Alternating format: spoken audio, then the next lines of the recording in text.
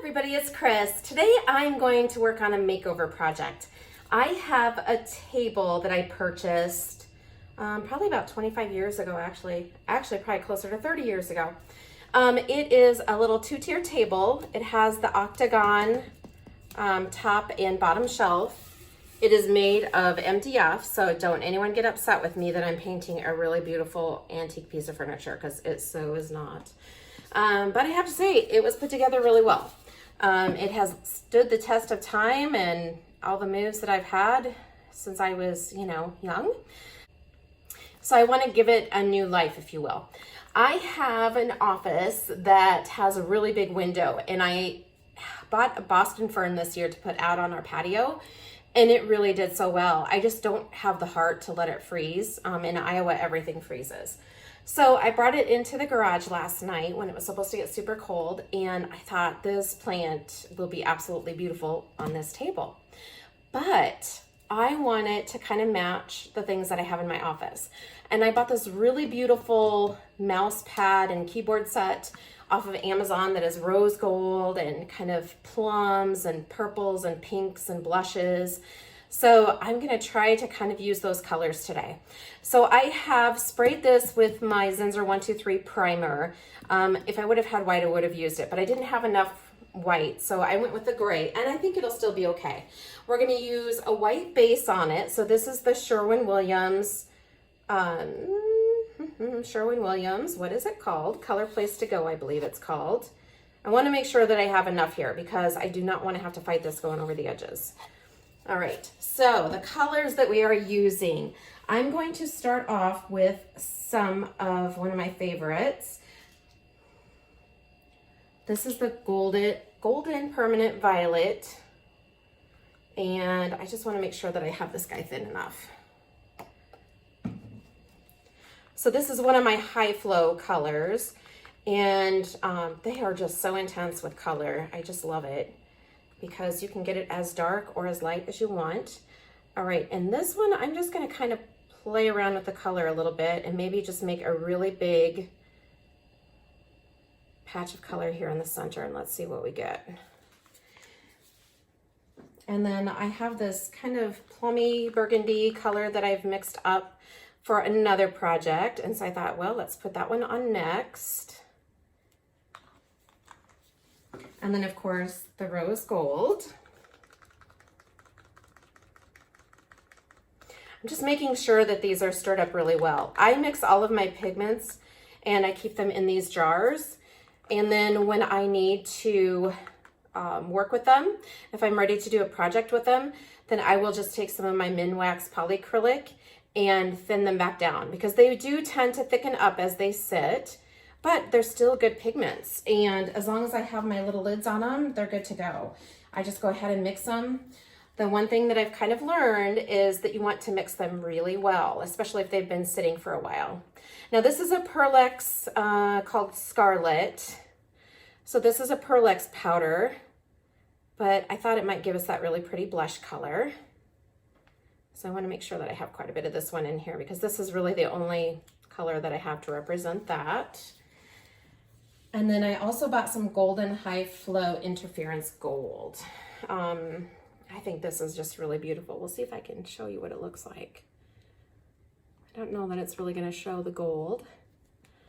It's just a very subtle, pretty little gold, I think.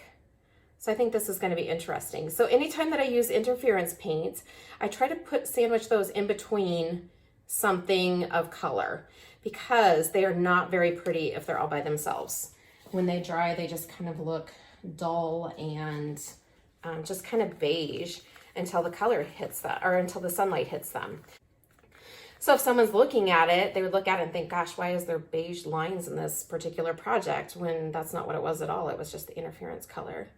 And this guy is some of my Artist Loft magenta. I think this one's deep magenta.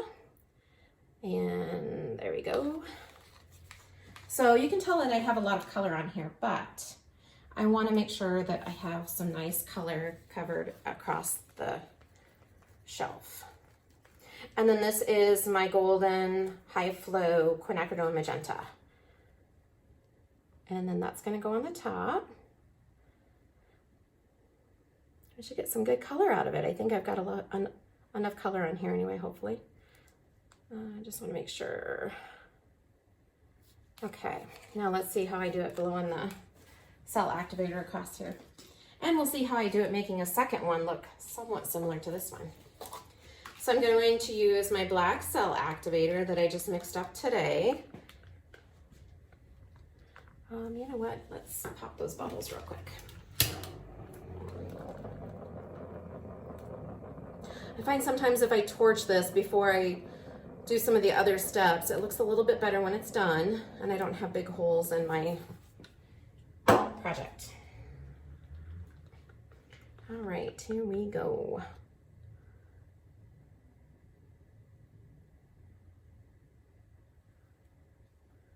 I want to make sure that I have enough because I feel like this is a really big piece. Okay, and then I'm going to use my hair dryer.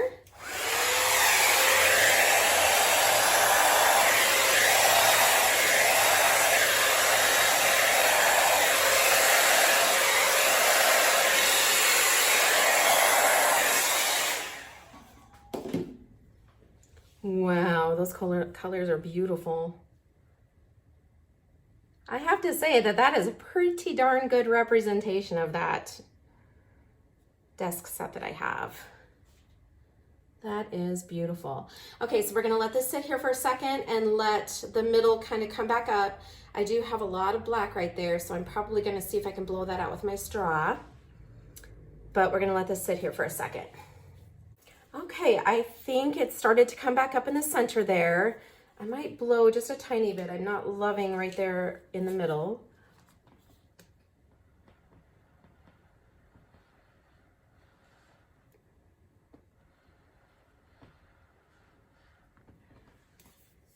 Kind of had a weird thing going on there that I didn't really love.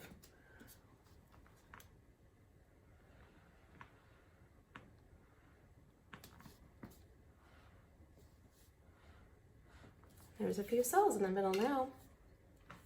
Okay, let's spin it out and see what we get. I'm hoping I have enough paint on here. I wish you guys could see these colors. Oh my goodness, they're so beautiful. Whoopsies, don't whip it around too quick there, Chris. I don't want all of my paint to fly off into the pool and not cover the sides. So that's why I kind of slowed it down a little bit there. I was getting a little too crazy, which can happen sometimes when you're spinning things out. What can I say? So I go clockwise and counterclockwise so that hopefully the paint spins the way I want it to. That center still looks a little funky, doesn't it? I think I want to, I really love how it's looking and I don't want to spin off a lot. So let's see if I can move it down that way.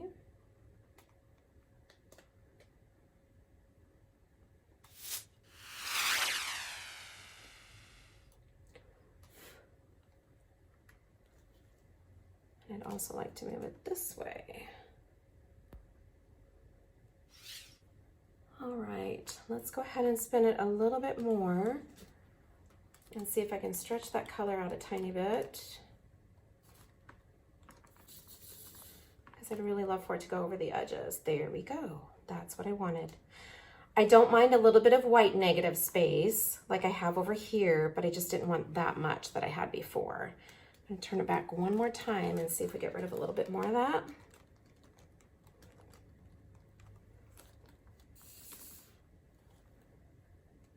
There we go. So I'm not in love with the center. I did get some really pretty amazing cells though. And I really love the colors. I'm really not sure what I could do with the middle of that without messing it up. So it's probably just gonna have to be the way it is. So here's what I will do. I will put some close-ups of this guy at the end of this video so you can see how it turned out. And then I will do the second shelf and put a picture of that as well. And then make sure that you follow me on Facebook and I will put a picture of the completed table on my Facebook page. So if you have any questions, please let me know. Thank you so much for watching today and I'll catch you next time. Bye-bye.